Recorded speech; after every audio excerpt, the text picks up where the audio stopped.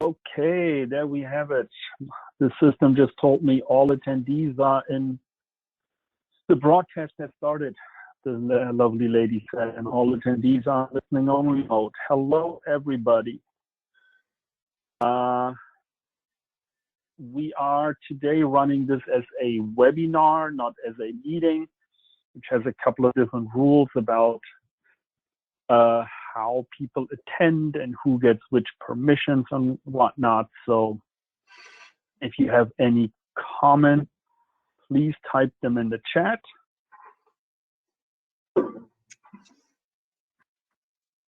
We will be monitoring that throughout. With this webinar thing also came that I just got a new GoPro camera and I haven't managed to hook it up to my system here yet, so that's on me. Sorry, folks. You're gonna have to get by without my mug. But you got us. And okay. So while we wait on people to trickle in here for another couple of minutes, we're gonna play Where's Waldo with Bob Yori. He just wrote us that he will be late because he's got higher priorities in his life, evidently. So need to make fun of him, as it must be done. As you all know, we're not the most formal of families. We're a little bit more on the informal and casual side.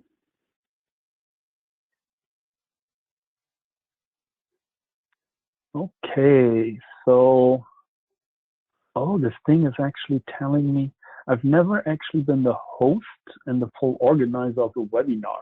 You have all, there's Andre.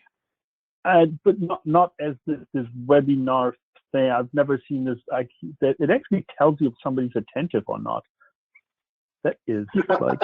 That'd be great too. We could pick on people. Yeah, I need that for my students. It's like the system is telling me you're half asleep. There's some AI in the background that's analyzing your eyes or something. Now, whether the whether the presentation is active as the active app. Front app, yeah, probably. Okay, so we've got Charlie Portelli. Hope you are doing well. I just saw something that you're doing something in London with talking to Massetti with the core group. That sounded interesting. But yeah, unfortunately, we can't make everybody a presenter, and so the sound doesn't want to come along. So if you've got something to contribute, type it in the chat box, please.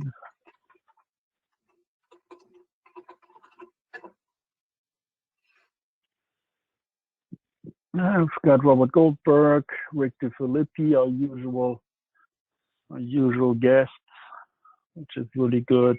Angela's here. A couple of new names that I don't quite recognize, which is also lovely.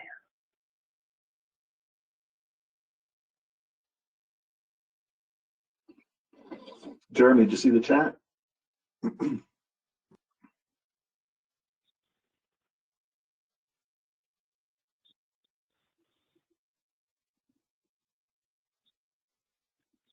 Okay. Andre, is this the best Where's Bob image you could get? Hey, look, I Googled Bob Yori, and the first Google image that came up, I took. That was about all there was to it. I had about all of 90 seconds to make this happen.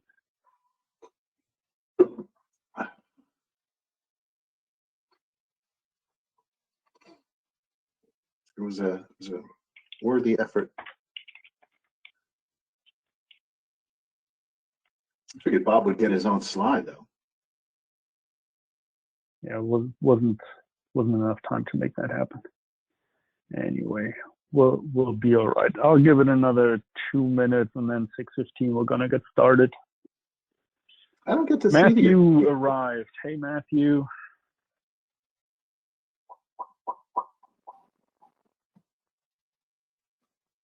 And those of you who I'm not calling out, forgive me. I don't remember everybody's names.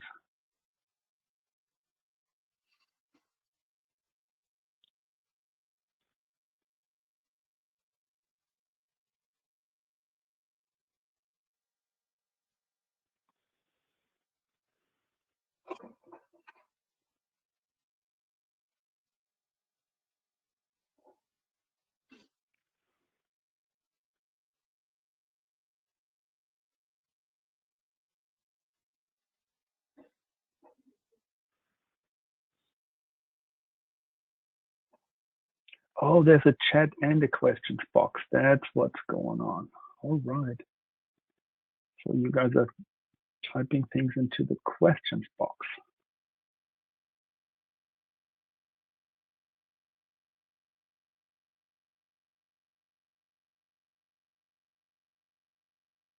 Oh, there we go. There. Right. Charlie just said Grimshaw and Tomasetti are running a hackathon in London in July.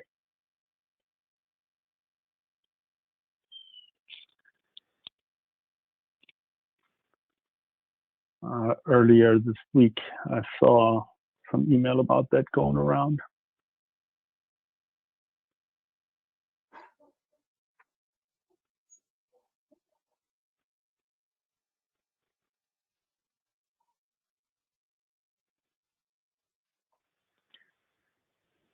All right, I'd say it's 6:15. Let's kick Bob to the curb and get this show on the road. For some reason, the last 2-3 days, my voice has been a little bit crackly. I have no idea why. Sounds good. So sounds good on you, Andre. Do you want to? Are we recording already? Yeah, we don't need to record the upfront thing. We can record once. Yes, we're recording, Andre. We're all good. Oh, okay. Good. Excellent. So yeah, today we're looking at what's new with Revit 2022, the next iteration. Looking at some of the features, I want to say it looks a little bit more exciting than some of the previous years. You know, one of the bigger questions out there is, as many of you know, there was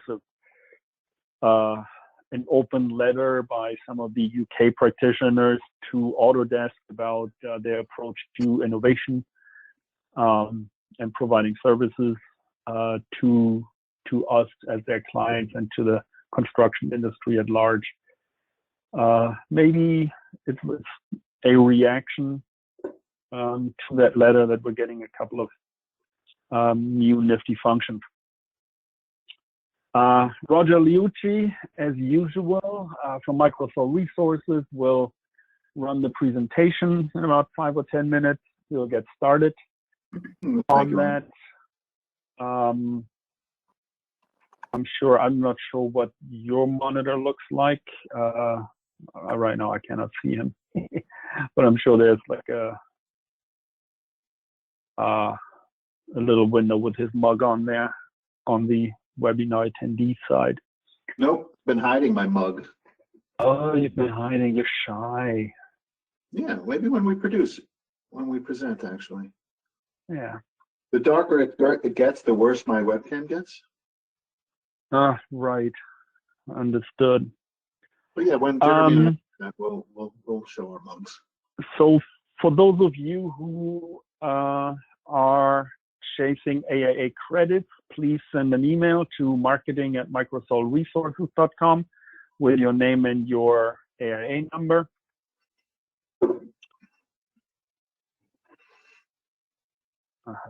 Need to turn that off. So our usual suite of partners that we have, Microsol, Imagine It, AEC, Resource and Consulting for Architects, would usually provide food. Once we get back into the real world in a couple of months, And then, you know, various amounts of various names for venues that we like to visit in the real world for our events that'll come about. The AA credits this month provided by Microsol. The webcast this month is coming from Microsol. On other events, it's usually Gen X. Ilkai's company. We're also getting support from Spatial Ops, ArcAD, AEC Resource, and our friends at the CSI Metro chapter. This is us, myself, Andre Voss, James and Robert have moved on since then, and we're also on the leadership committee with Leonard Snikda Ilkai, Ian, Bob Yori, and Alfred, who helps us post this entire thing later on to our YouTube channel. The rest of the year, we have a couple of ideas currently brewing. I hope we can make them in academia happen in June. We're currently talking that over. The Best of Hackathon is usually a good one. I'm going to have to reach out to Tomasetti again. That kind of went by the wayside, and earlier this year in the spring, I got kind of a little bit busy. I didn't chase things down with quite the vigor that I usually apply, so I apologize for that. We will have Imagine It will be running something on their what's it called platform, something with a C. God, why do I keep forgetting that? Anyway, we have another few things in the pipeline that we're preparing for the summer. That being said, if you have any ideas of something you have seen that you want to see presented, let us know. If you want to present something yourself, let us know. This is for the community, so let us know what it is that you are interested in so that we can see what we can provide and find experts to do that. Once again, marketing at microsolresources.com for AAA credit. And with that, I'm turning it over to Roger.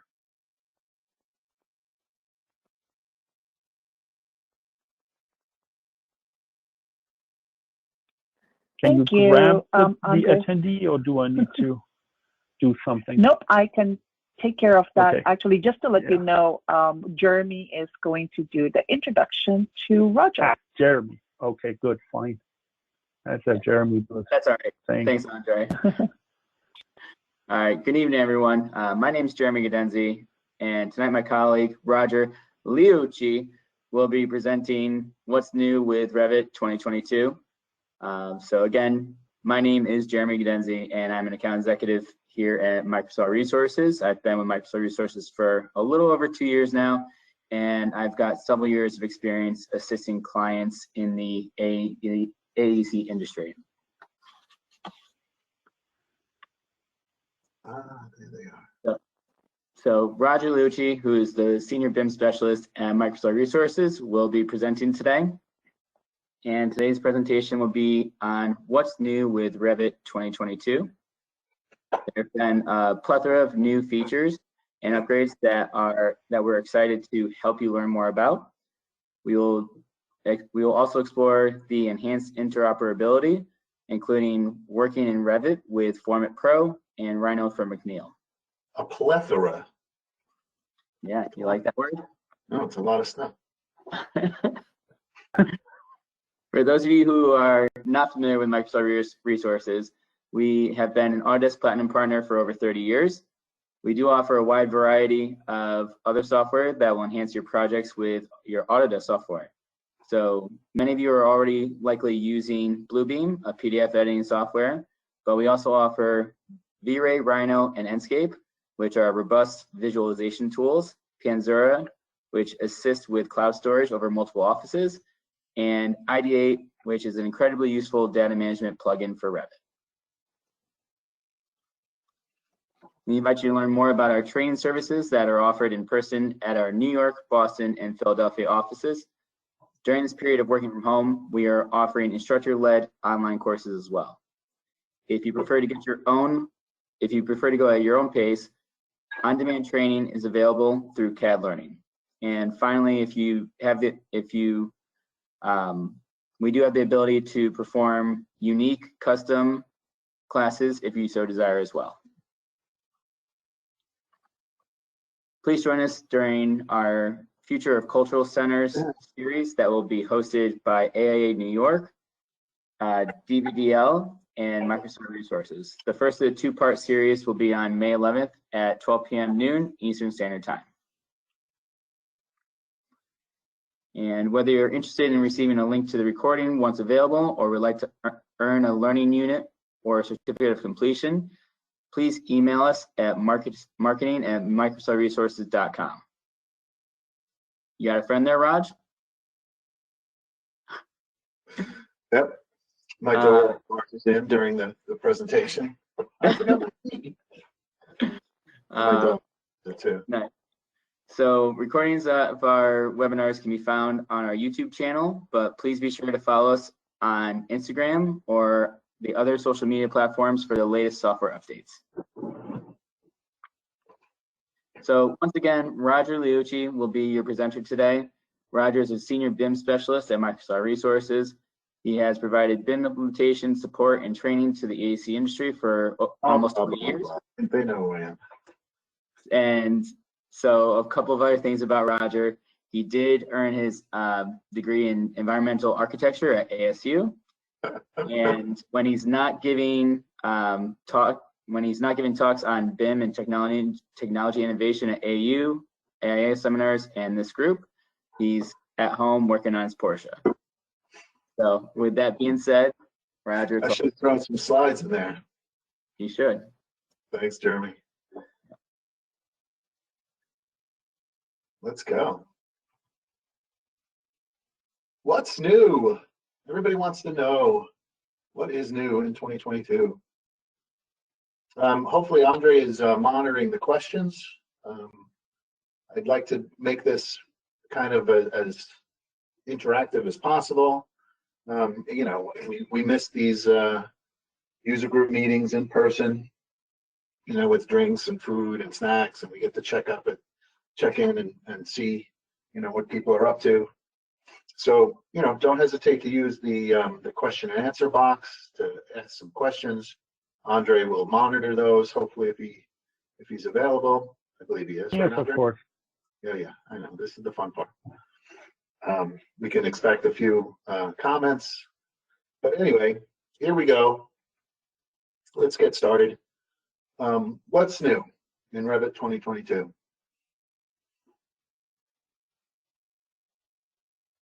Waiting for the slide to catch up. So this is the agenda, basically, right? Resume slideshow. I am resuming. This is the agenda. I'd like to talk about Revit ideas, because that's where all of these new features come from, or at least most of them, some of them, the little things. And then we have our new features categorized by design, interoperability, documentation, and some development tools. So, like I mentioned, the most important thing is that, you know, people who are concerned and, you know, concerned about Revit's direction and what they're working on and how come, you know, it doesn't do this or do that, right? You got to submit the ideas. You got to go to the Revit forum, and I actually have a link. You go to the Revit forum and you submit your idea. So, you know, here's the Revit forum, and those are all the ideas. Right? Where's the ideas? Nobody has submitted an idea since the release of 2022. Anyway, we can go over here and we could focus on, you know, the thousands of ideas that get submitted annually, and what ideas are, you know, the hot ones, the top voted ones, the latest ideas. But basically, this is how we get, you know, ideas into Revit, or new features into Revit. In addition, we can learn about the roadmap and basically the direction Revit's going. So here's the first page of the new features. And as Andre mentioned, there's a lot of new features in this release. I've highlighted a few with the Microsol resources symbol, Prometheus, right? Essentially, the ones that I really like, Tapered Walls, RPCs, or improved RPCs from Aquavision. The Path of Travel is really good. I'm going to have fun with that one. Family categories, new controls on categories. Things about remembering and resizing and improved. There's so many. So I'll get started. We only have, so long to do this presentation. So there's a lot to cover. Let me jump right in. The first one was design related. The second page is interoperability, documentation, and developer tools. Again, I've highlighted a whole bunch that I like. Rotated tags. I think Andre and his team were looking for this recently. Tags with multiple leaders. There's a whole bunch of great things. So let's go. First time ever in my presentation for this group, right? The What's New presentation for the New York City Revit user group. We're going to talk about what's coming up after 2022. So Autodesk has created a Trello board. The support team at Microsol uses this as well, kind of meeting minutes and things, action items. But here's the Autodesk Revit public roadmap. Waiting for the view to present. There you go. Revit public roadmap. So this is accessible to anyone. It's not editable, but you could see who's working on it, right? Who's contributing into it. So these are the people in the development. Sasha's the Revit product manager. There's a couple of people. Actually, I'm going to mention these people in a moment. Anyway, what's new in Revit 22? Here's the list, right? And then here's what's coming up in architecture, engineering, structural, working together, generative components. So it's a really fun read. They have some details. For instance, real 3D topography. It's kind of interesting, so that we can carve, tunnels or carve holes, usable space underneath topography. I have a workaround for that. But anyway, there's some really new useful tools that are coming in the pipeline. All right, let's get back. In addition to the public roadmap, this is what I was mentioning earlier. There was a presentation just the other day where the team totally geeked out. You can hear my audio talking about the Imperial March. But yeah, they get pretty geeky. You probably didn't hear that, but the Imperial March, everybody knows what it is. But they got geeky yesterday. May the 4th be with you. Essentially geeking out about the future of Revit, 2022 and beyond. So it's it's an hour presentation, but they get deep into it and they answer some questions live. So all of those are recorded. It's a pretty good watch. And I realize how nerdy I am because I am part of that group. Anyway, if you wanted to really be part of it, join the beta, right? I mean, you can join the beta. You can get the beta release of 2023, for instance. And if you're really active, they will call you out and they will give you presentations on the new features that they're working on, and look for your feedback. So the more you want, the more you can get. Speaking of, if you need more, then you need help. No, I mean, if you need more, then you can get help. No, not get help, but go to help. So you could go to the actual help documentation. Yeah, I know I'm being kooky, but yeah, in the Autodesk help, which is online and within your documentation, you can actually go through the core features and industry specific features in 2022. There are even some cute little videos. Maybe I'll come back here and I'll do the video instead of my demonstration. No, of course not. So what's bad about these type of online presentations is I'm not hearing anything. I don't know if that joke killed or whether it's a bummer or I mean, come on, I need some sort of feedback. So hopefully Andre's I'm rolling on the floor laughing. I thought so, I thought it was funny. Anyway. I really don't think you are, but LOL, right? As I start going through these slides, like I said, there are a lot of slides. So take a look at the feature key up in the upper right-hand corner of every slide, kind of indicating where that feature is focused. But like I said, there are a few that I like, or a few that I prefer. The little things, right? Autodesk remembering. Resume slideshow. Why does it keep doing that? If I stop the slideshow and then I go back to PowerPoint and I say Shift F5, it should start the PowerPoint from, I guess I didn't do Shift. Anyway, here I am. Feature guide, the little things, remembering the tools, right? So what's going on is in 2022, I think I'm just going to call it 22 from here on, the modify tools, and as you use them, it will remember your previous settings. So it'll remember where you are in the mirror, the align, the offset, the rotate, the copy, the array, the split, which is kind of cute, you know. I mean, it's gonna help a little bit. In addition to that, the material browser will also remember the last tab. When you're performing in the cloud, you know, the Revit home screen. When we go over here, let's go back to Revit. When we go back to the home page, this is going to load a lot faster, so I can jump over to Docs and see my BIM 360 or my Autodesk Construction Cloud projects, and you can see how fast that is. Oh, it wasn't really that fast, but anyway. So it's going to remember the settings, so I don't have to keep hitting multiple if I always use alignment with multiple. But a 30 to 40% improvement on the homepage is pretty good. Bottom line, we like the small enhancements. This one was so happy for it. It's called multiple values indication. So you know when you select multiple things in the model, and like multiple walls, for instance, and the top constraint varies, it would show blank. OMG, that bothered me so bad. So now you can actually put varies in there. And I don't know, maybe they're going too far, but you can actually change what the multiple values indication is. Why would you want to change it? What's wrong with varies? Anyway, so maybe you could put ... or maybe you could put finally, or you could put something in there. It's kind of strange, but at least it doesn't represent blank.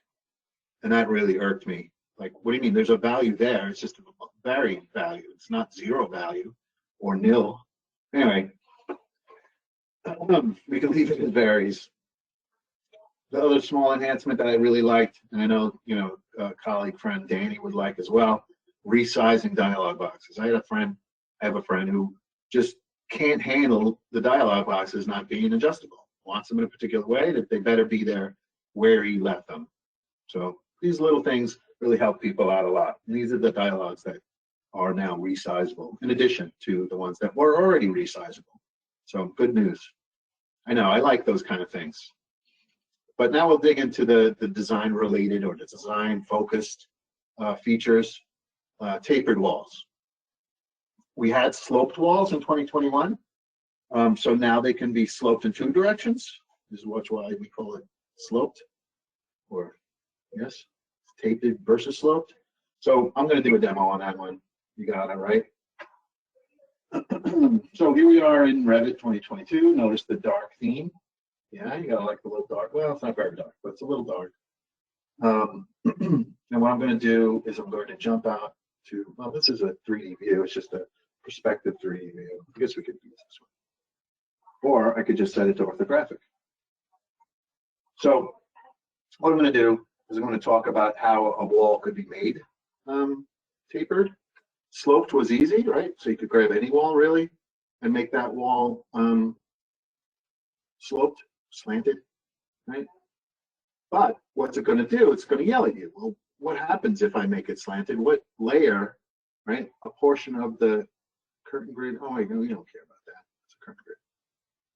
What's important to note is that when I want to make a wall tapered or sloped, what we have to do is we have to, you know, enable one value, right? So the tapered, I keep saying sloped, but the slanted wall is pretty easy to do. And when a wall or a door needs to be part of that, you could just say, yeah, that's slanted as well. So it slants with the element. I'm going to undo, go back a step, right? So if we want this wall to be tapered, we have to set a layer of that wall to do that. Actually, I'm going to back out one more time. So undo again. there's the wall, edit type, edit structure, and what's going on here, right? So there's many layers of wall material in here. One of them must be variable. So what I did is I actually took out a structural layer, I put in a thermal air layer, you know, and actually the material probably should be, you know, insulation. You know, maybe it's a rigid insulation. So something's going to take up that hole that we make when we make the tapered element. So you can also tell the wall at the type level to be tapered, or you could do it at an instance level. So if I grab the wall, I've already enabled it. No, I haven't. Already enabled it to be tapered. There is a layer that is variable, so that's good, right? It's gonna allow that to happen. And then I could either type the value in, or I can make a modification. And as I mentioned, if I do it at the type basis, then all walls of this type are tapered. But at the instance level, there's one wall of this type is tapered. All right, so now you can see there's a tapered wall. It's kind of cute. I get a kick out of it. You know, you could even taper in negative directions.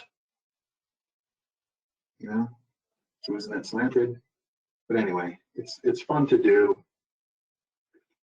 And like I said, in the other example, you could always tell the windows or doors that are hosted in that tapered element to be slanted along one of the axes. And I would probably think we would want it to taper towards the with the exterior slant. So that means that any modification to the wall adjusts those hosted elements as well. So that's kind of fun. Andre, what did you think of that one? Do you not care, or? You know my reaction to most of this. You know, finally. I mean, frankly, I haven't seen the use in my practice for slanted walls, but you know, there's plenty of others who do use that type of thing. Yeah. So, you know, it's been geometry creation is well, non-linear geometry creation is about time. Yeah. I mean, you know, what I think most of this is not going to be something dramatic like this, but maybe some trim, maybe some soffit work, maybe some, you know, some into areas or small portions where a tapered element that is still considered a wall is useful. You know what I mean? Like we don't have to make some in-place family, because that's one of the things I hate the most is when you do something like this, it drives me nuts. In place is the worst. So, you know, there are going to be conditions where we have an organic building and, you know, above a curtain wall line is some sort of tapered element to hide, you know, HVAC equipment or something. All right, anyway, back to the presentation. One note that I played with too often in this, you know, preparing to do that demo with the tapered walls, you can't have walls that have profiles, right? So the slanted walls can have edit profile applied to them, but not the tapered ones. So maybe that's something coming down the line, but I don't think it's that big of a deal. So like I said, the tapered wall enhancement can happen at the type properties or the instance properties, which is kind of neat. RPCs, everybody uses, well, I wonder if everybody has heard about Aquavision RPCs, right? They can be loaded from the, you know, from the entourage category in the past. So you would insert a person or a chair or a car or whatever. But in some of my consulting efforts with Microsol resources, some of the clients building presentations, they actually went out and bought the Aquavision libraries. So now those Aquavision libraries are 2.0 file format, higher resolution images, physically based materials and lighting, which is pretty cool. So that they're going to receive and cast shadows more realistically based on the environment. These things can also be turned off easily, you know, globally in the view. They can be made a furniture category, which is good because, you know, previously they weren't. You could switch them to billboard mode automatically. Bang, they all face the camera. Anyway, there's new opportunities here for these, you know, RPCs, rich photorealistic content, as well as, you know, new library of these content. Speaking of content, we'll get there. So if I forget to talk, no, I won't forget to talk about content. So still on the design industry or the design focused is new generative design enhancements. So there are new samples, and you can incorporate or integrate Dynamo on top of those samples. So like Autodesk is providing you samples like the grid placement or the stepped grid or the randomized or the the varying furniture placement opportunities. So now you can actually go and modify them in Dynamo if you wanted to create your own. And then you could also basically manage where those are, where Autodesk is pulling from them, so you can contribute the ones that you've modified and bring them right into Revit. All you got to do is hit the generative design feature and you're in. Generative design under the manage tab on create studies. There's a lot to talk about when it comes to generative design enhancements. There's an enormous amount of new nodes, right, built into Dynamo. So for those using Dynamo, they have access. You have access to more and more tools. Basically, those nodes are places where the API now has abilities to edit and to modify. So that's pretty cool. As I start going through generative design, I always wonder, does anybody have a standard when they make those generative design scripts in Dynamo? So, we've all seen them, all of these little nodes placed all over the place. I always come back to this presentation from Matthew and Ron from AECom. This is probably AU 2016. I know, but what he says, AECom uses a particular color coding style, so that every script that you see or every graph that you see generated in Dynamo in that office, they're all color coded. I don't know. I just think it would be fantastic if we all had a better way of visualizing how these graphs work. But anyway, more work being done to Dynamo. Root analysis. So more and more owners are asking architects to to help design spaces that are considering the social distancing rules, right? So this root analysis is fantastic. It's been around for a year or so, but they constantly are enhancing it. You can make new content, new obstacles, as it were, right? So a person is an obstacle, furniture is an obstacle, and you can also display kind of like a spatial grid to show what kind of distancing should be in place. So let's demo that. So let's imagine, and again, I'm going to hopefully Andre's unmuted as he sees my hilarious joke about path of travel. Suppose I'm at the car and I got to get to the bathroom. So I pick two spots. It designs a path, but it says, whoa, wait a minute. I can't get there from here.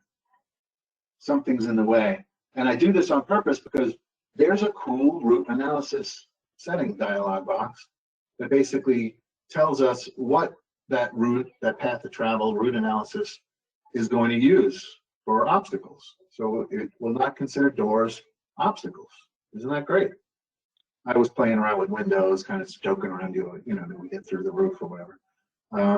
There's also, it should be noted what the zone is. Anyway, I know I asked you to unmute and then I didn't give you an opportunity to comment. So first, let me set up a few things. In the path of travel tool is a couple of tools to help this thing. One is to just reveal the obstacles. So what things are considered obstacles, right?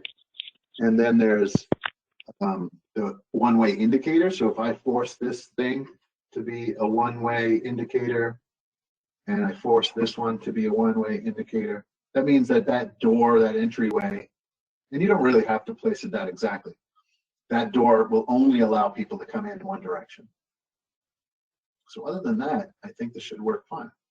Path of travel, I show up at the car, I really got to go to the bathroom, so I want to know, what? The door, that's a door as well. I mean, I guess I could put another one-way here, but I don't think that's necessary. So it comes in here, and yeah, it should be fine. Path of travel, and maybe sometimes I'm pointing on a toilet or something. All right, so there's the path of travel. It'll take 23 seconds to get from the car to the bathroom. All right, suppose I wanted to know what would it take to get from the car to this bathroom.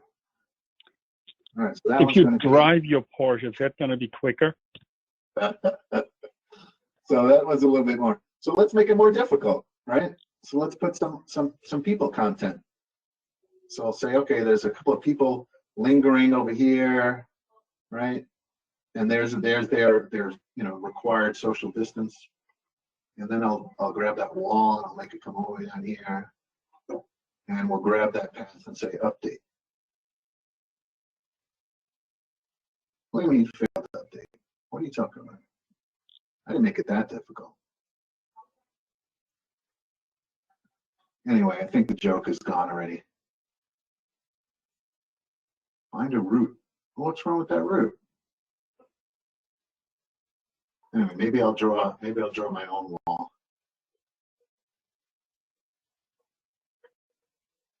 Grab it, update. All right, so that's not a good route. Might as well use the other one. This tool is really useful, I think. That, in addition to some of the generative design tools about like furniture layouts. Anyway, good stuff. I just hate doing generative design live demos. Back to the presentation, unless anybody has any questions. Bottom line. This one I think is really cool. Dominica, who's on here from our office, she's currently very excited. We're currently putting a bunch of routes, bunch of egress paths into a set of plans, and this is really helpful with the math, and it makes that fit a whole lot quicker. Yeah, when you need multiple, right? When you need multiple paths, it's a good idea to use multiple and stop and not draw this way, because technically that path is overlapping the other path. So when you do multiple paths, you could say there's got to be a minimum separation. And this is really useful for, hey, I got to convert a gymnasium into a vaccination site or something. One-way indicators, multiple paths. It's pretty good. All right, cool.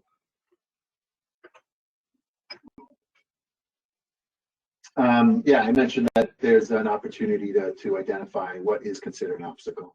And I think I don't know if I mentioned this, but this people content, so what is an obstacle? You could start creating your own.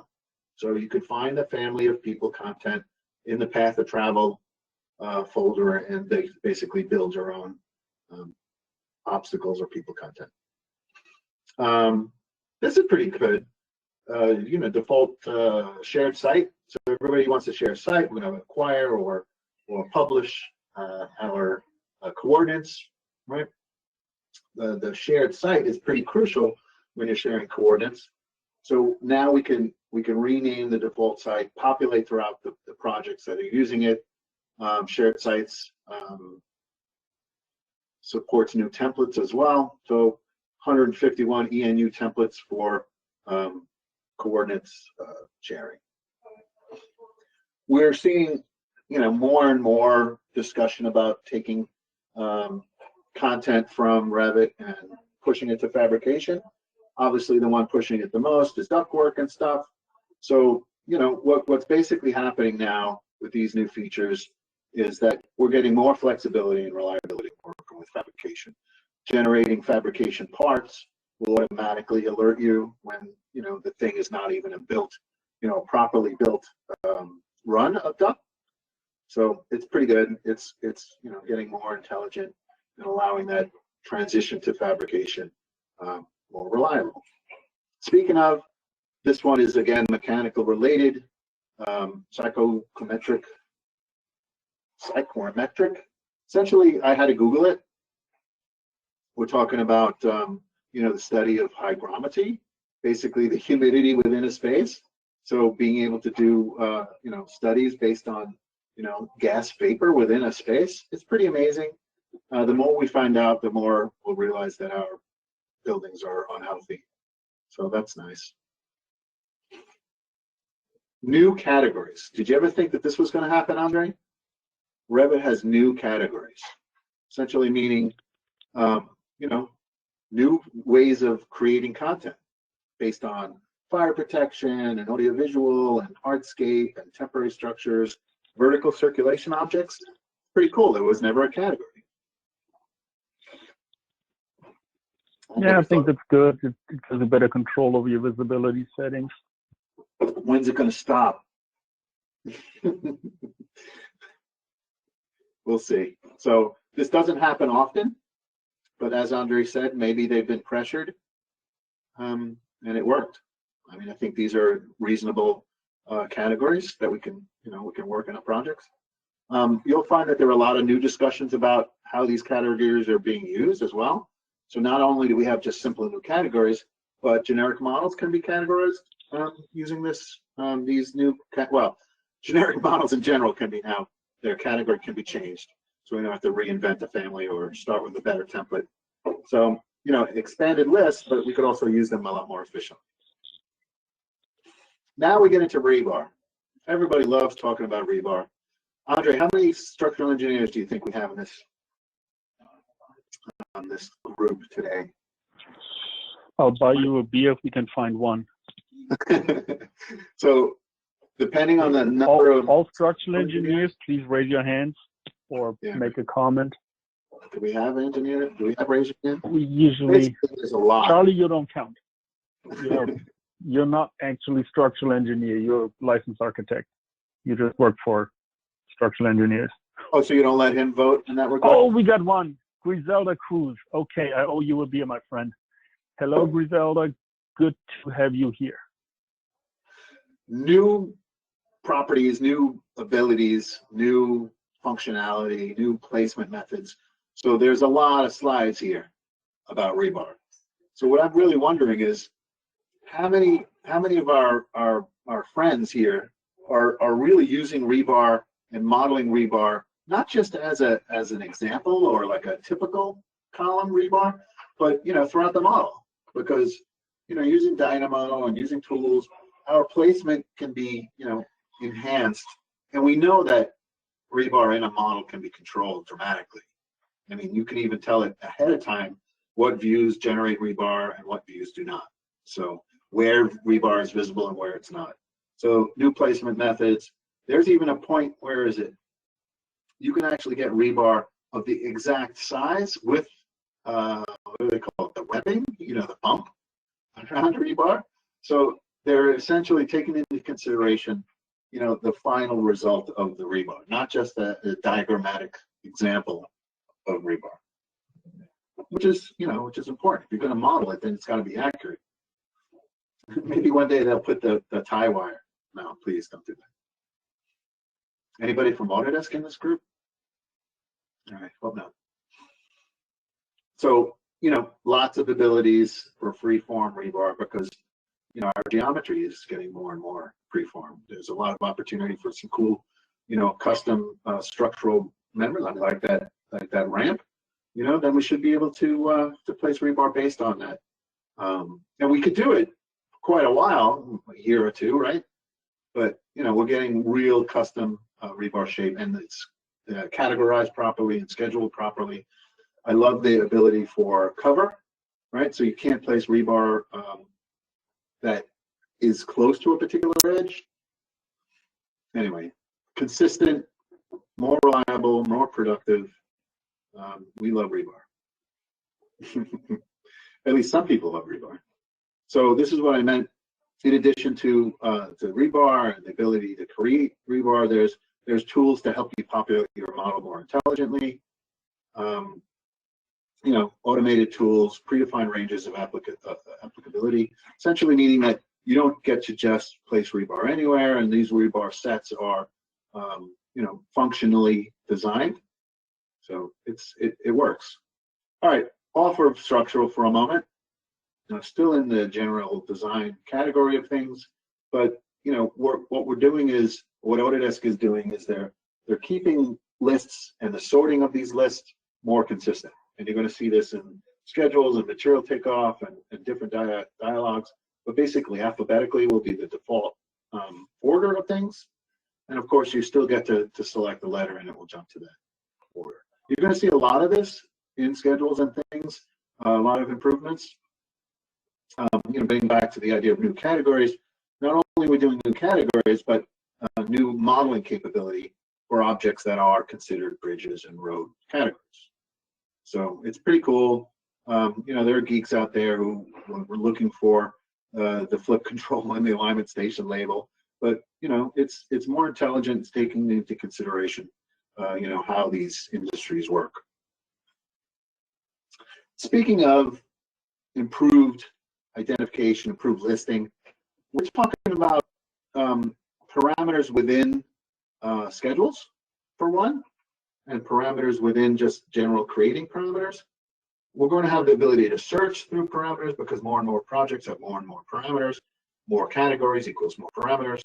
So now we're searching within our schedule to build to limit the parameters that are available, move those parameters over into the schedule.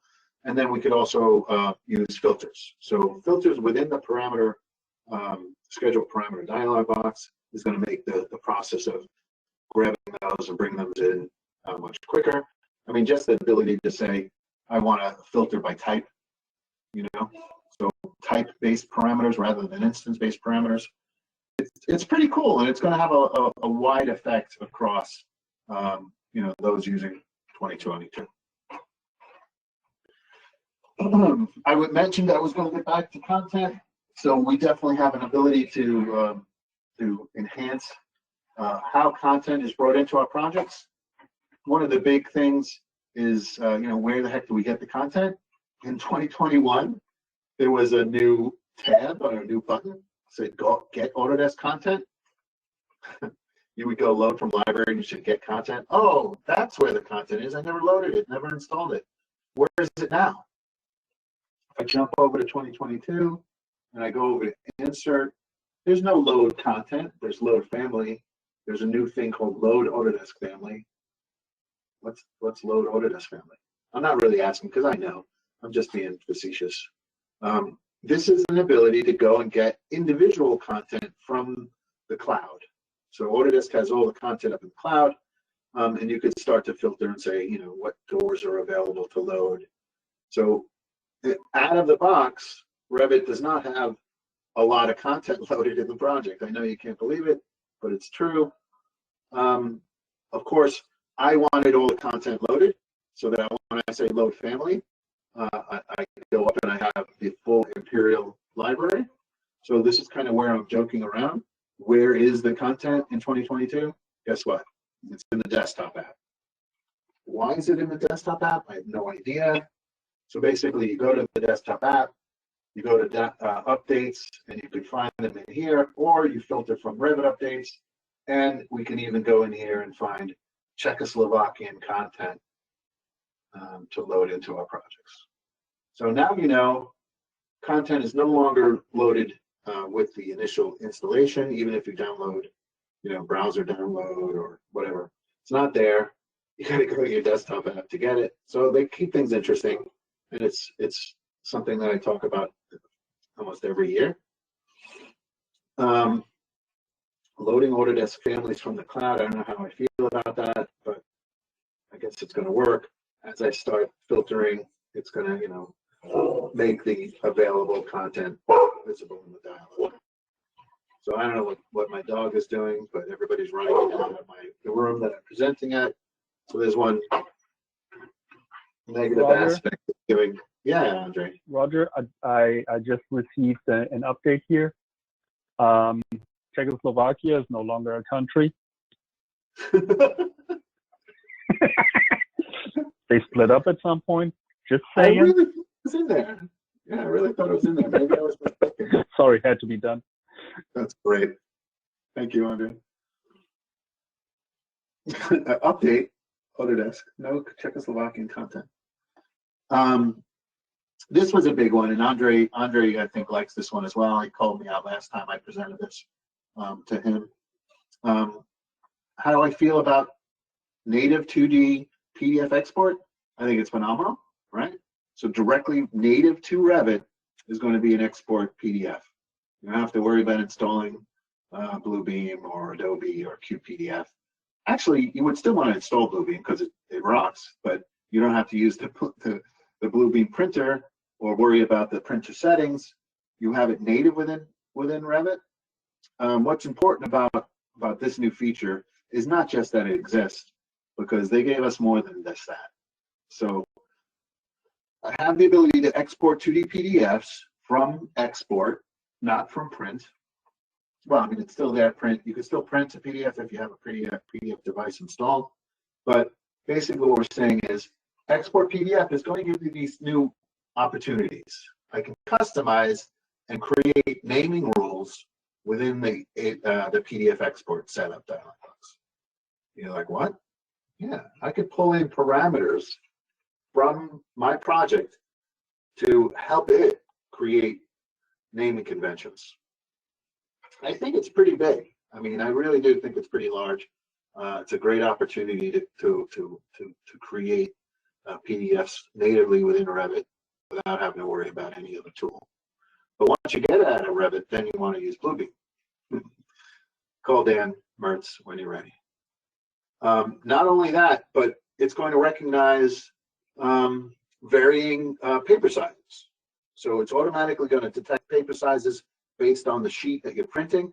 So if I'm printing a large sheet or an 11 by 17 or a sketch, 8.5 by 11 sketch is one of my sheets, and I will include it in the print set, then it's going to detect that automatically.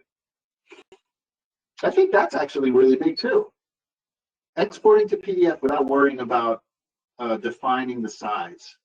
It knows the sheet. The sheet has always been, pretty intelligent in Revit. Just don't put, crap outside the sheet. Anyway, interoperability, right? Our ability to communicate with other applications. We're very excited about, linking 3DM files directly into Revit. Here's a little 3D, here's a Rhino file that Joseph created in his generative component presentations.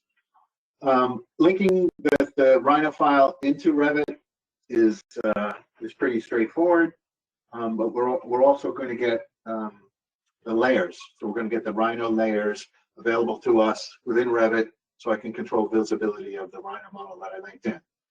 Pretty cool. We're also snapping to link geometry when you're in a projection view, so that's pretty straightforward. 3D Sketch, FormIT Pro is always been interoperable with Revit, but what we're doing now is we're linking it, controlling the layers. We have materials maintained within that FormIT file. I can go backwards and forwards, so I can just draw something in FormIT, right? Like some silly thing to place on the rooftop. I could also export out of Revit to a FormIT file, where that FormIT file can be enhanced and modified. Pretty cool. I like it. Anybody using FormIT? Andre, ask the group. Anybody using FormIT? Or I'm asking the group to chat to Andre. Tell me if you're using FormIT. All Maybe right. we should turn on some Anybody, polls. what's up with FormIT? FormIT rocks. I think it's pretty cool because, quick sketching, quick modeling, push and pull, real quick geometry creation. You could take a Revit model into FormIT, embellish it with, new ideas in FormIT on your iPad or on your tablet, or technically even on your phone in the browser, and bring that right back into Revit to see if it's legit. FormIT is using the same material libraries that SketchUp has. Andre, did we say Happy Cinco de Mayo yet? I think we did, right? We started with Cinco de Mayo.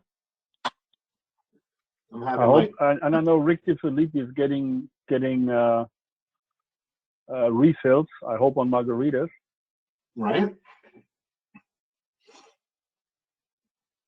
That's one of the things I miss, is the free drinks and the free food at these meetings. All right, talking about other interoperability features, IFC, right? Autodesk has always been supportive of IFC and even helping to push the limit. So now we're talking about IFC 4, right? Certifications for architecture and structural references. It's a better UI, it's a better functionality. Anyway, I don't know if we care who's using IFC, but I did talk to a client recently about Vectorworks to Revit, and IFC seems to be one of the pretty good options. Speaking of interoperability, one of my favorite, Inventor to Revit. This has really been enhanced. Matter of fact, I'm going to click on a little link. There's a pretty decent workflow back and forth, right? So when we export from Revit to Inventor, I mean, well, when we go to from Inventor to Revit, we're streamlining the file, right? We're shrink wrapping the file, basically designing inside it different levels of detail, as far as what, how many parts do we want? What do we want as a result? Do we want just a shrink wrap, boundary, or do we want to control the elements, and get some level of detail? So I'm pretty impressed with the work that they've been doing for Inventor. It's pretty interesting the way you get to use the information that you've taken in from Inventor. So it's pretty good. It's getting there. More and more of our clients are asking about Inventor, so I'm excited to show you that. The 2D views, right? This idea of, I don't know why we highlighted it 2D, because let me show you how it works. So we could take a 2D view and a 3D view and share those views. So you've seen, I think people have seen shared views previously in last year, but they've been enhanced and improved upon. So you don't even need to be part of a BIM 360 or a Autodesk Construction Cloud project. You literally just can share a view, give somebody a link, and they could comment and mark up on it. So let's see what that looks like. So here's one that I did before, right? It's a cute little view. How did I do it? I was in a view like this. I went over to Collaborate and I said shared viewed. It doesn't really take that long, but I pre-packaged it, so I kind of want to look at it. So I'll open it up. I could give somebody the link to this view. I could give it to them in a text. I could give it to an email, and basically they just end up in the Autodesk viewer. Obviously, this opportunity is available for those using BIM 360 and the Construction Cloud, but this is outside that. It's pretty neat. I just sign in and I can comment and view this model. It's kind of funny. I own the view, so I don't really shouldn't have to sign in because I'm already signed in. Anyway, so here I am looking at the view as Roger, and I can start making comments. I can control the view. I can. I'm already doing first person. Yeah, thank you very much. Right. So now I'm on the ground, using the arrow keys to climb the hill, and to go into the model. It's pretty neat. So you've shared this view with somebody. Now they can use that model view that you shared with them and navigate around and zoom in and out and comment. Yeah, I think I have to go home. So I hit home. So here I am. I went home. Let's look at what else is there. So obviously there's sectioning and stuff, but what is this for? Explode? Who thought that was necessary? Andre? Comments? I don't know whether the automatism for all the distances is useful, but I can see this being interesting for presentation views. If you can lift the roof. Mm-hmm. Well, I don't know about explode, but obviously the best way for me to interact is cutting the section, things like that. That's fun to do. Anyway, I don't know about explode. Back to the presentation. Since we're talking about sharing things in the cloud, let's talk about cloud model improvements. So in 22, we've gotten, I already mentioned enhancements as far as that home page in Revit, how fast it generates the cloud projects, the projects that exist in Docs. Of course, BIM 360 is one thing, Autodesk Construction Cloud is another. Basically, what used to be a BIM 360 design license is now a BIM Collaborate Pro license, not only giving you the ability to do model coordination, collaboration, right? Basically synchronizing a model in the cloud, but you also get clash detection. So BIM 360 Docs is still around. Autodesk Docs is the new destination.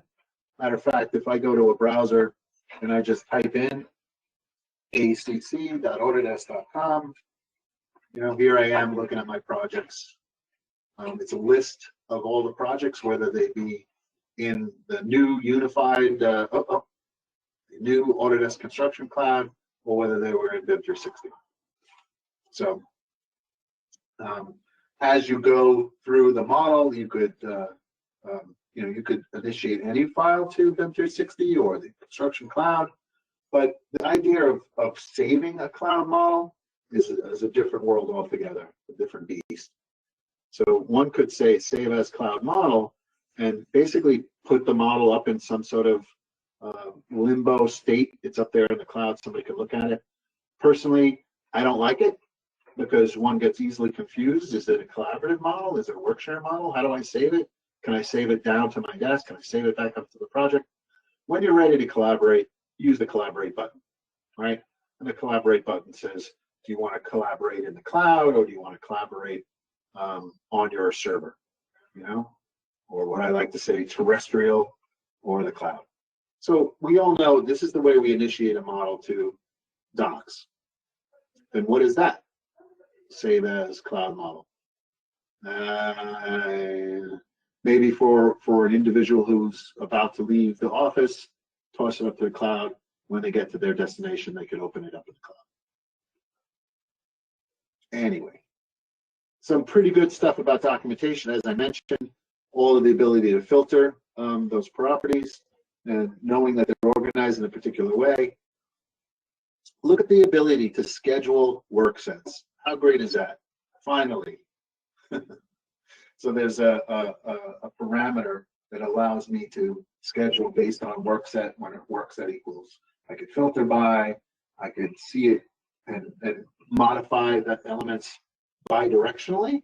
So if I had a schedule that was looking at the work set of a particular element or all the elements, I then could modify them in the schedule and vice versa. Let's keep going. That work set parameter is available in view lists, sheet lists, title blocks, material takeoffs, and we could schedule by it. When I start to schedule by elements and parameters, we know that it has been limited, not in 22. We could schedule parameters, actually shared parameters end up in a key schedule now, which is pretty big.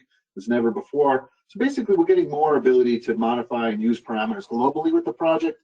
And I think there's enough changes that really warrant moving to 22. And I'm moving my clients as many as I can because there's just so many things that I'm like, now I need to have it. It would be nice in the past. It was like, oh, that was a nice feature, but I'm still in 21. But there are so many in 2022 that I'm really saying that we really have to go. Example, filtering by type and using the shared parameters in schedules and splitting schedules across sheets. You can automatically say this schedule is in this sheet and this sheet, and then you could modify them. So I could go to one sheet, adjust the schedule that is split, and it will automatically adjust the same schedule that's split on the other sheet. Pretty big stuff.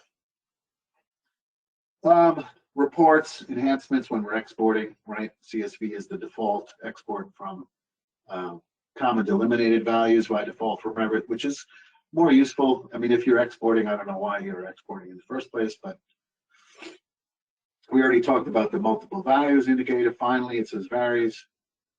Rotated tags. I mean, finally. How long did it take to do that? I don't know, but it's way too long. As far as whether I need to tag curtain wall mullions, I'm not sure whether that's useful or not, but what this is basically telling us, it's leading to the idea that I could tag almost anything now. So with the ability and the parameters that they've given us, more elements are taggable. And now those tags can be rotated, they can be associated with elements, they can move with the element.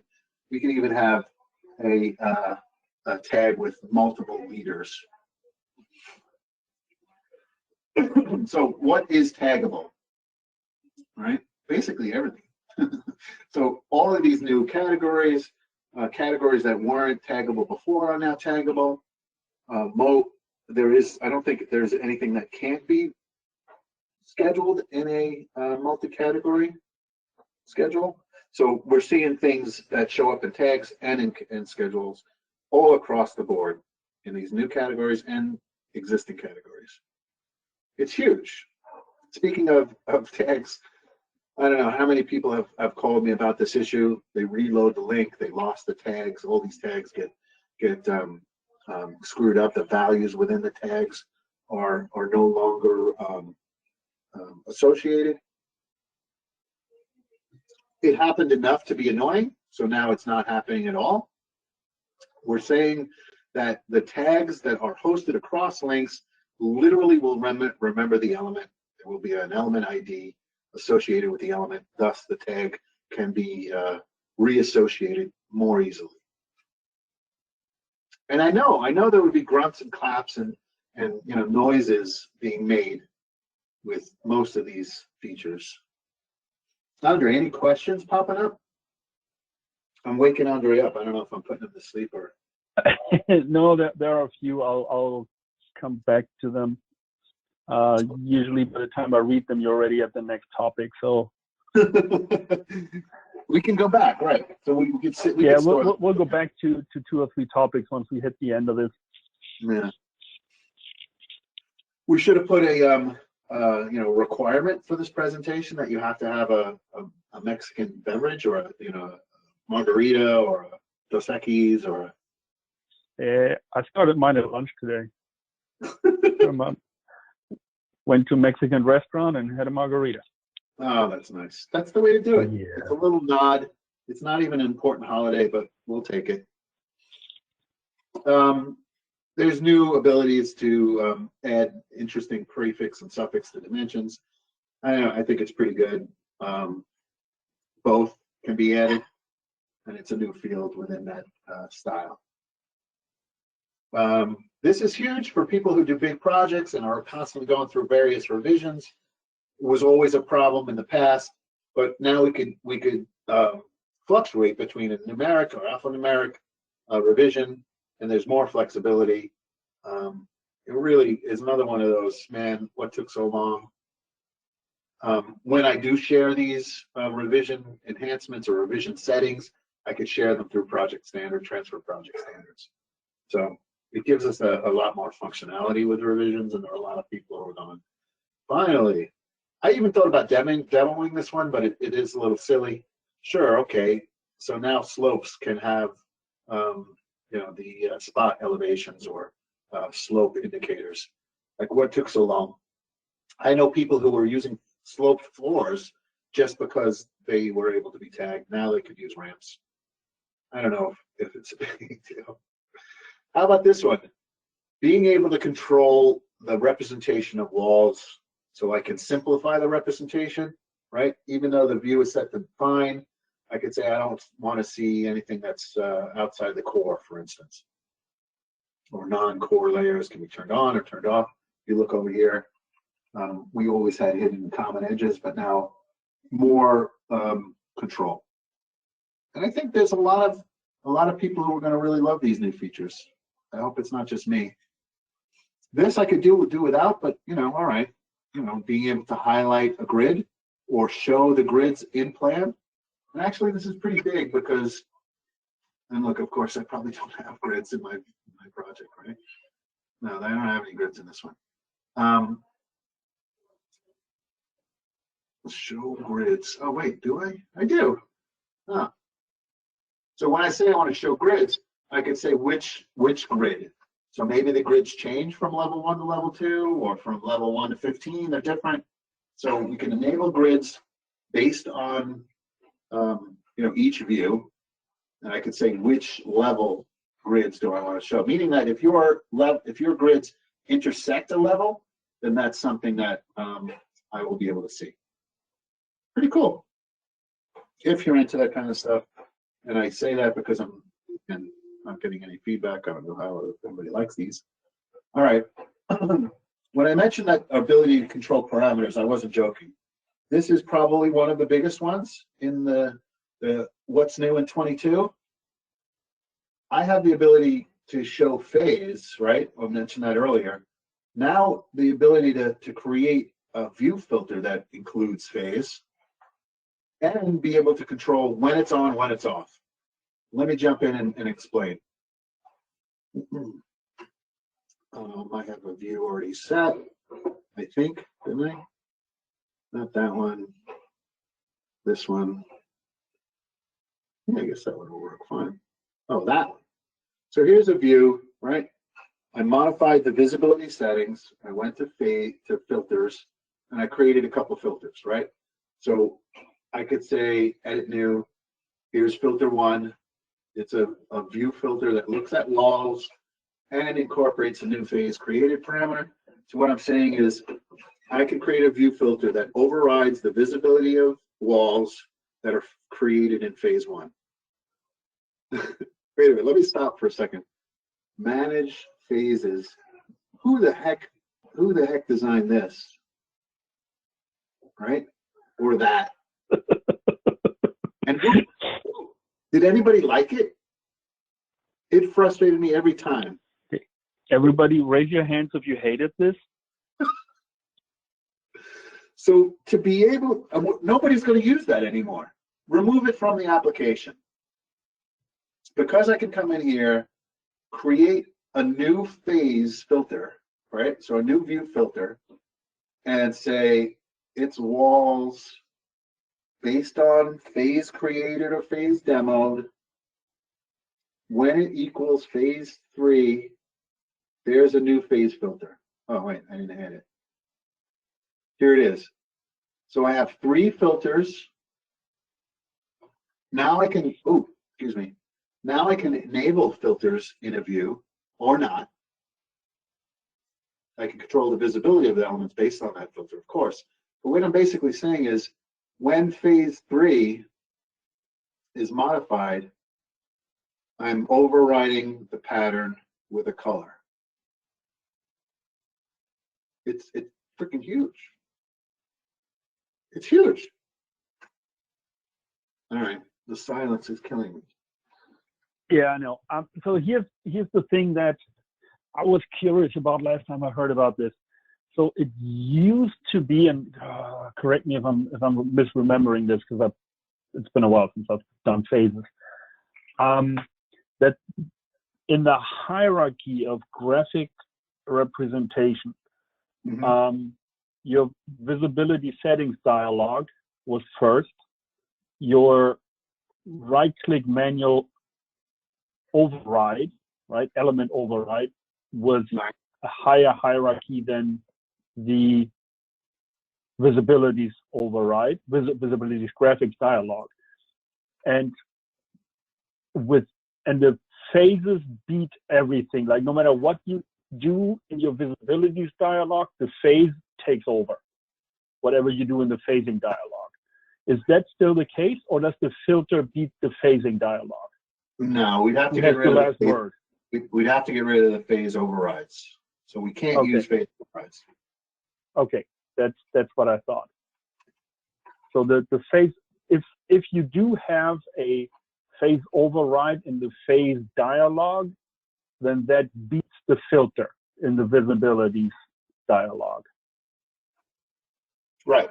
So for me personally, if anybody agrees or disagrees, I will probably kill all the overrides that are in the phase dialog box, right? Because they're very unintuitive. And filters, even though they're not really intuitive either, at least everybody knows how to deal with them. And the phasing dialog, like somewhere hidden somewhere else, nobody finds that. Yeah, I think so. I think what you're saying, I'm in complete agreement with you. Mostly because it's just more flexible. It's just come on. Actually, the reason what I was about to say was when we're in the view, right? So I go visibility graphics, I go view filters, the ability to turn them on and off. Just say, I'm not interested in looking at that one anymore. Yeah. Previously, what we had to do was remove it from this filter tab. Yeah. Right. And yep. You can have all filters in all views and just enable them or disable them whenever you feel like it. And the phasing dialog had options for like 3 phases, but anything older than than 2 phases was like you couldn't distinguish anymore. It's got to go away. Please make it go. For most projects is fine, but once you do have an a slightly complicated phase job, like LaGuardia, the phasing dialog just didn't do the trick anymore. Yeah, no, it's not enough. Yeah. All right, cool. It would have been a bigger discussion, but this is hilarious. Somebody thought this was really important. So if you've used color fill legends before, I would generate a color fill legend and it would automatically use like some bold, ugly colors. Now they've gone the complete opposite and they use the most fluffy, soft, and gentle colors that we could find. I don't know why. I don't know why. Is that going to bother anybody? Or is it good enough? So like if I'm in a view, these are already generated. So what I'm going to do is I'm going to edit the scheme. I'm going to create a new color scheme, right? And that color scheme is going to be based on something completely different. And instead of the colors that you see in the background, which was a legacy project that's upgraded, now you get a cute little fluffy, more comfy Easter themed. I get it. I get it on the account of the other color palette was offensive. But it was less the hue of it or the intensity of the color. What annoys me the most is that Revit chooses its own thing. It's like for our company, for our office, we always have the same shade of yellow, the same 3 different shades of blue, 3 different shades of green. And rather than having those available to me so I can drop them in, I need to like do a 12-step process to type in the 3 times 3 digits of RGB. Right. Well, you could say the interface is so just convoluted. That's what they need to. They need to make customization easier. Yeah, but these schemes, once you create the named scheme, you call it, Andre scheme, you can transfer project standards and that scheme will be. Yeah, but if in the next, like for us, we're doing courthouses. If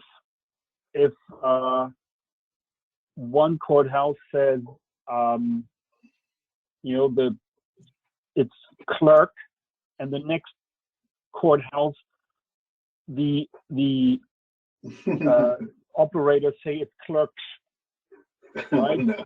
The moment I add that S, Revit gives it a new color.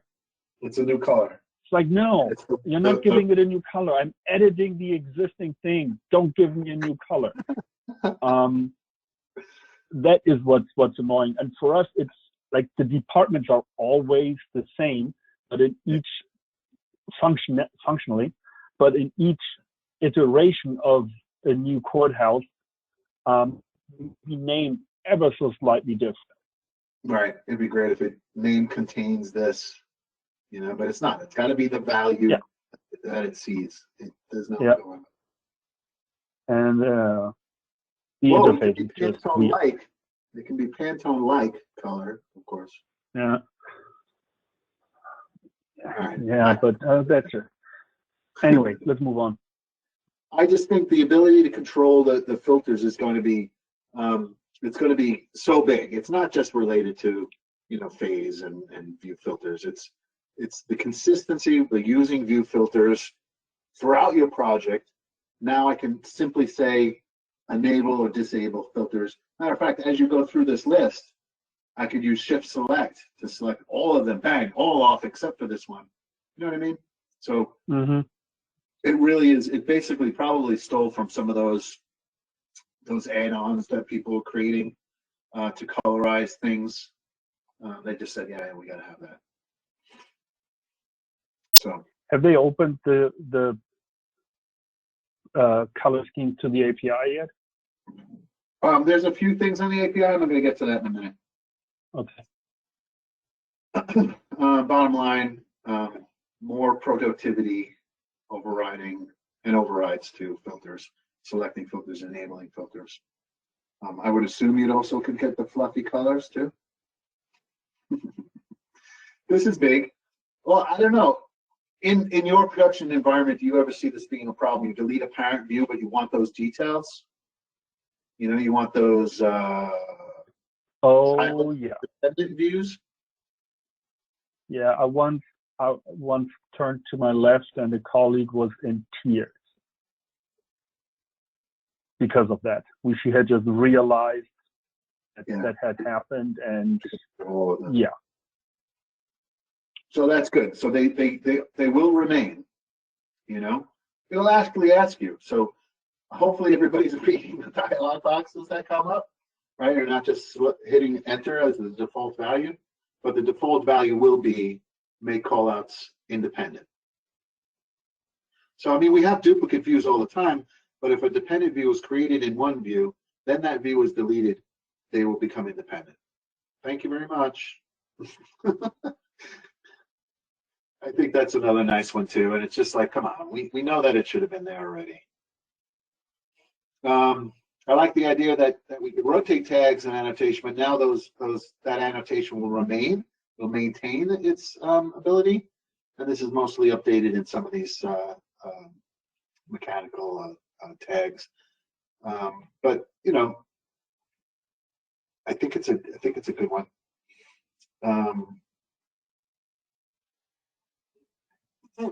Key documentation.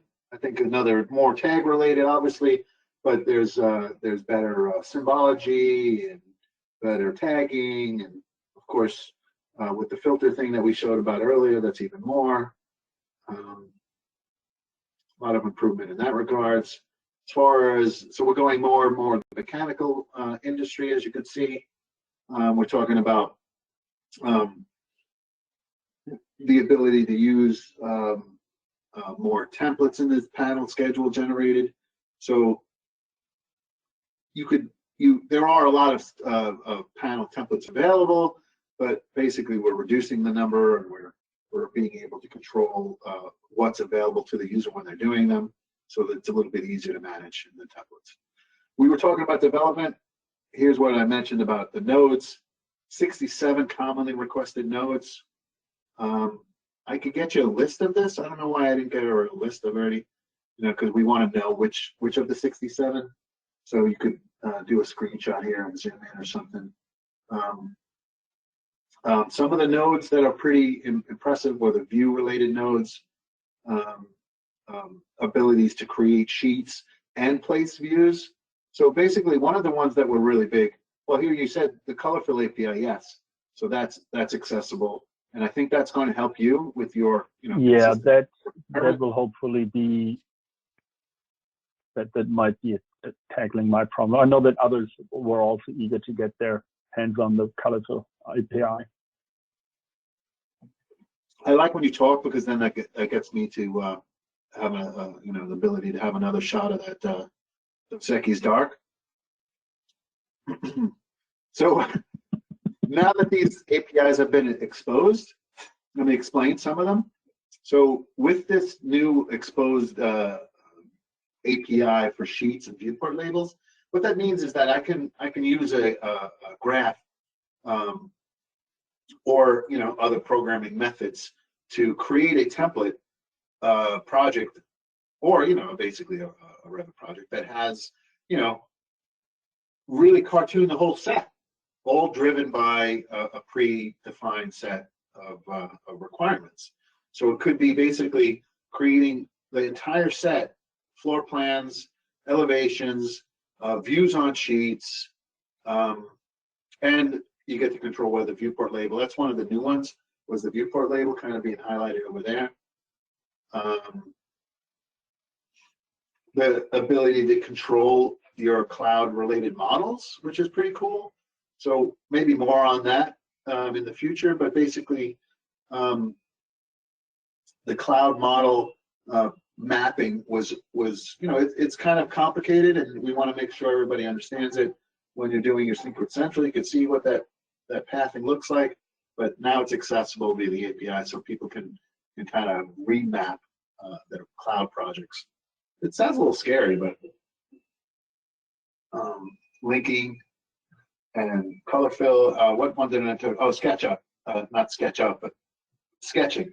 So if you wanted to use the programming interface to create a shape, a ceiling, a floor, now that sketch can also have holes in it, which is kind of a requirement, right? People have asked for that before. So for instance, here's a sketch of a wall. That sketch can have a hole in it, or I think probably the most used feature would be, creating ceilings with holes in them, for instance. So generation of a lot of stuff. I think now is probably a good time to open up for questions. All right. So everybody keep typing. We're gonna start with Dominika, talking about the egress path tool, the route tool. When we pick a start and an end point for egress pathing, frequently we need to do that orthogonally, not the most natural way. How would you go about that? Like right now, we need to actually grab every node and move it to an orthogonal spot. Oh, I see. So it's not like it's between not as your Porsche and as, the door. Sorry? Between your Porsche and the door there. That's another German car. It looks more like a beetle. So adding waypoints is basically adding nodes, so that node can be straightened out. So yes, you can now come in here and straighten that node out. Yeah, the question is when will Revit make this, rather than finding the shortest diagonal, find I see. the shortest orthogonal? Oh, I see. Well, I don't know. That's a good question.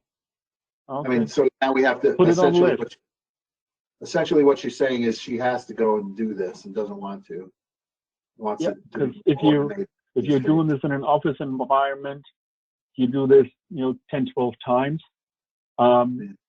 per egress route. So you have on an office floor plan, the shortest path for your longest thing, for your longest distance, for your worst case.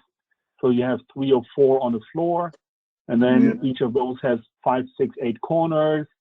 And so you're sitting there quite a while just orthogonalizing this thing, when you're thinking, why doesn't my computer just have the option of choose the shortest diagonal or go on an orthogonal grid?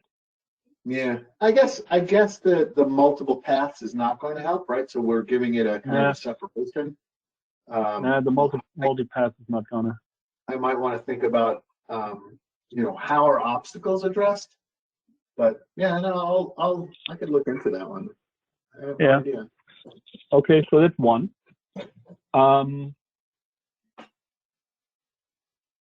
Wait, hold on. Where's my list here? Oh, there.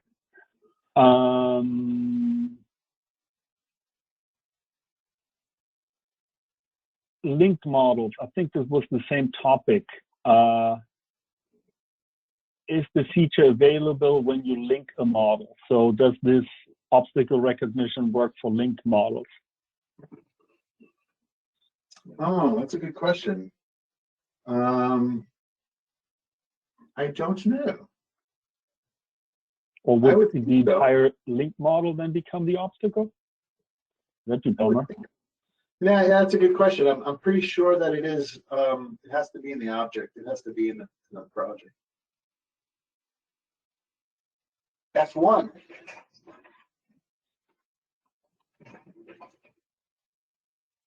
And there's a question if the path has this height settings parameter. I'm not sure. I would always want to have it like on the floor because I rarely fly, but. I think it's not on the floor, but it's also not. So I did that on purpose. You see what I did? I said a path through an object or to the inside of an object, an obstacle. When I do that, when I pick a path and end up in an obstacle, it throws this dialog. The reason why I want to bring up this dialog box is because we have the root analysis settings, and the volume of the analysis is like a person. So a standing person's body is considered when okay. Okay, that makes sense. Yeah. There was another dialog. So you cannot duck. This you cannot duck under that stair. Obviously, that's not an egress path. Okay. Oh, that's good. Yeah. How did I get here? I was making a new path, right? Manage path to travel, making a new path, and I purposely put myself inside. The destination was inside an object. It throws the error, it brings up the dialog box. What's an obstacle? What's the zone that I can interact with obstacles? And then it gives me the help documentation, which is pretty cool. Okay, good. Cool. MEP firms. Best practice. How should we convert existing families to the new categories? It's easy. Yeah, I mean, now that we're in 2022, anytime we edit a family, and now this is for any families now, so this is pretty big. Even if it's a generic model family, that's not what I wanted. Family category and parameters. So any family now can be a vertical circulation family. Okay. So you Even have if to you generated it using the generic model template, which is brand new. So that idea of being able, sorry. Yeah, so my escalator that I used to have as generic model, I open that family and I recategorize it. That's it. Can you highlight the spot where you recategorize? I find most people don't know that it's there. And I think I did, right? Everybody's clear? We're in the family, right? This horrible toilet family, the overmodel toilet family. You go up here to family category and parameters inside the RFA, and you could switch categories. Since you're here, look, it's stretchable.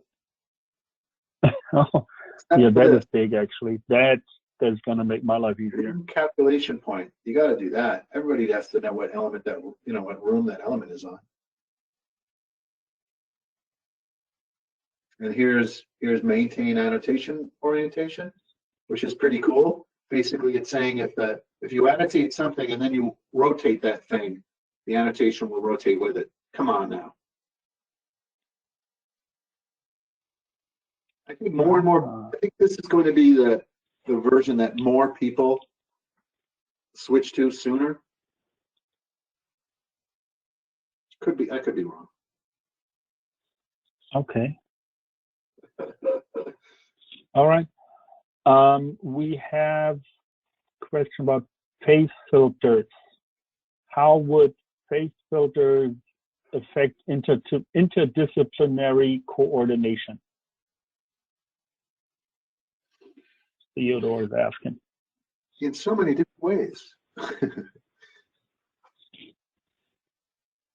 The phase filter idea. I think we're going away from phase filter is what we basically said. So we don't care about phase filter. What we care about is view filter, because view filters can be added to all your views. It can be enabled or disabled in any view. And now we have the ability to add a new view filter that considers the object's phase. I don't know what I'm on. Oh, yeah. You understand? Am I answering the question properly? I'm literally right now asking Theo this very same question, if we actually have answering his questions or if we're misunderstanding him. So I think this is the way we're going to use phases, and control the way phases look on our model. Obviously, in the 3D view that I'm working on now, I decided to create a phase filter that overrides the element's pattern, surface pattern, right? But in plan, you could do lines, right? You could say, I want to override the representation of walls that match a certain parameter, a certain query, right? So the phase filters have conditional statements or, right? This is new last year, our ability to put conditional statements within these rules.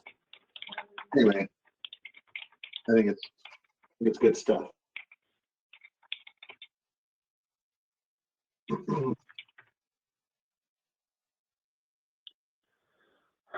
Okay. Others questions? Yeah, I have no idea how to publish all the questions. I'm not a pro. Yeah, somebody's asking if they could see all the questions, but I am not a pro at webinaring here. So usually at the office we use Teams, so that's a whole different thing. Team and Zoom I'm better at than whatever this is. Questions. I'm only a panelist.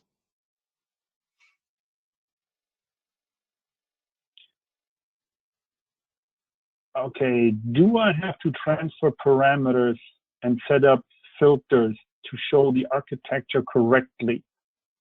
He's an MEP engineer.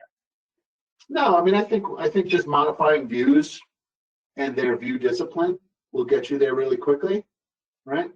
So if you're in a mechanical, view and you want to see architectural information, you could change your discipline from your view from mechanical to coordination. So duplicate a bunch of views, set them to coordination. Now you get to see the architecture, structural, mechanical, electrical, plumbing. The other thing I like to do is probably manage them on a link level. I think what he's after is his ease of turning things on and off. And I think on like the architect or everybody will still have to model in phases, right? So if you just want to turn on and off per phase and just say current phase rules, that is still an option. It's not gone. The old functionality is still there. But if you, like architects like to do, want to display differently and just show phases and distinguish between phases with more control than what the current or the old dialog gives you, this new path will give you better control, more I think it's fine-grained control. Unlimited. Yeah, it's practically unlimited. But as you were reading that question, okay. He keeps responding. Yes, Theo. We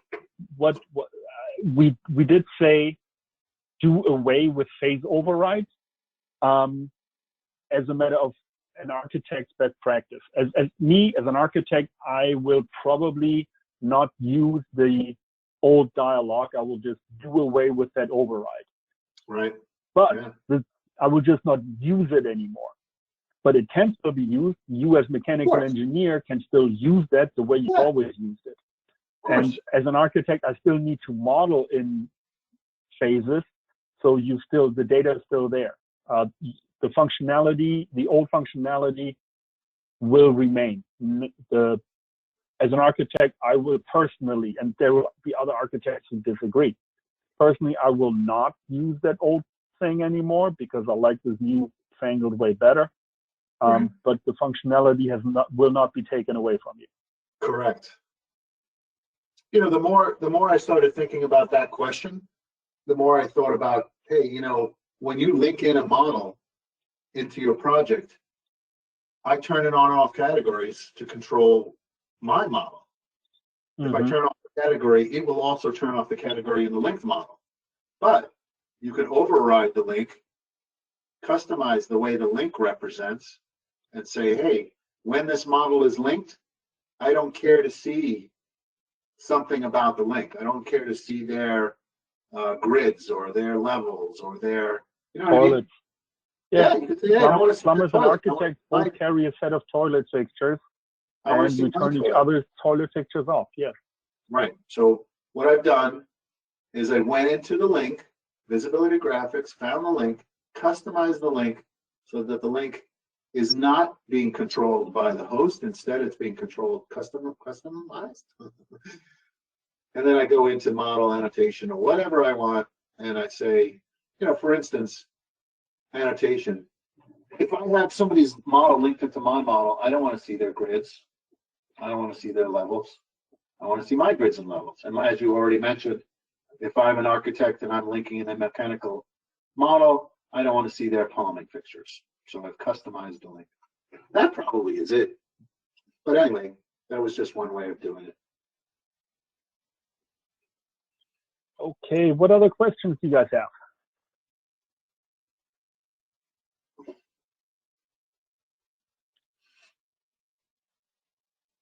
Dominica doesn't have any questions. She's texting me on a different venue.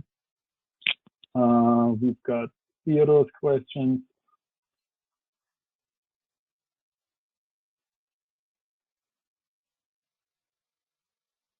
Okay, so that is all covered. I'll give it another minute if somebody wants to ask a question. Could be about Roger's Porsche. That's his favorite topic Hey, anyway. you want me to pick up the library? Pick up my album? I think I actually have it open because I'm such a geek about my little project.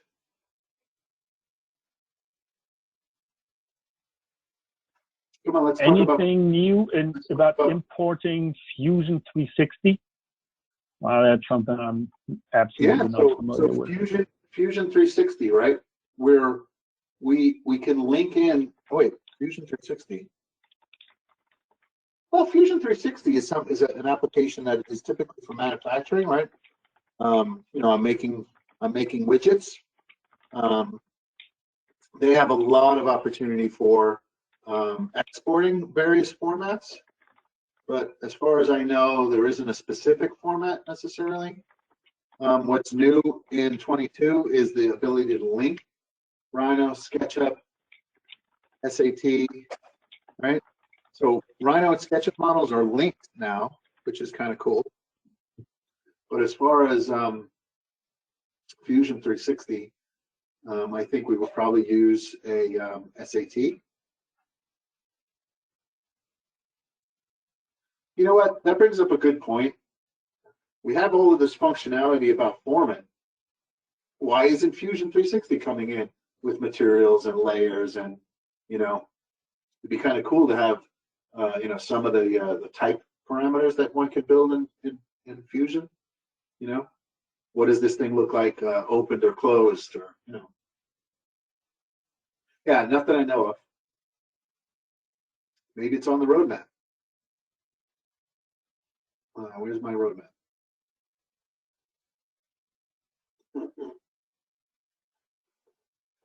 Not there. So on the roadmap, this guy, we could search the entire roadmap for Fusion.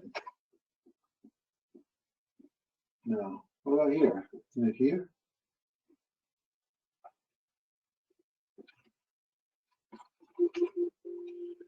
I don't see. I don't think you see anything related to Fusion. I'm glad people use it. It's a really cool tool.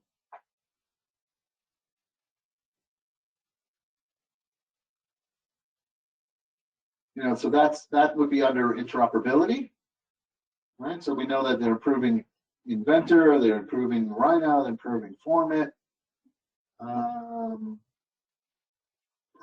Sorry, I don't see anything related to Fusion.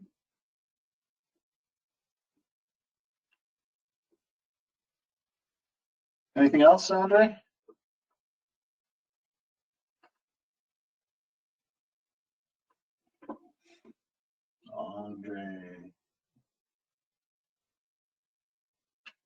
Well, I guess I'll have more of my Sorry, I was muted. Yeah, no, that's it. That's it for questions. We're just about 8 o'clock. So everybody go back to your bar, to your house bar, get your third margarita or whatever beverage of choice is yours. Eventually later this year, I hope we're gonna go back to some Midtown Irish pub. Right, Andre? One of these days. One of these days, we're gonna be going back to a Midtown Irish pub and share a laugh there. The dirtier the floor, the better. Yeah. But for now, this is it for our Cinco de Mayo edition. Thank you, everybody, for attending. And we'll see you hopefully in June. I'm still going to have to sort out the details. Thank you, everybody. Thank you. Good job. Thanks, Andre.